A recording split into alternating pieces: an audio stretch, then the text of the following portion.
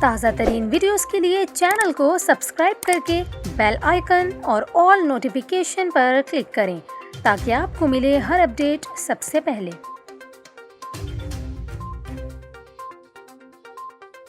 اور یہاں پر آپ کو خبر دیں، کراچی کے علاقے گلشن اقبال میں گھریلو ملازمائیں گھر والوں کو نشہ آور چیز پلا کر گھر کا صفایا کر گئیں۔ پولیس کے مطابق کراچی کے علاقے گلشن اقبال بلاک 13D میں گھر میں کام کرنے والی ماں بیٹی نے گھر میں چوری کی اور فرار ہو گئیں۔ پولیس کا بتانا ہے کہ خواتین ملزمان نے گھر میں موجود افراد کو نشہ آور چائے پلا کر واردات کی۔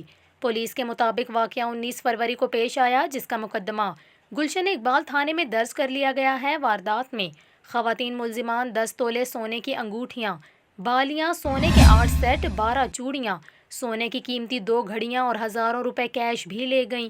اس کے علاوہ پولیس کا یہ بتانا ہے کہ ماسیوں کے موبائل فون کا ڈیٹا حاصل کر لیا ہے، جس کی مدد سے ان کا سراغ لگانے کی کوشش کی جا رہی ہے اور امید ہے کہ پولیس جلد انہیں گرفتار کر لے گی۔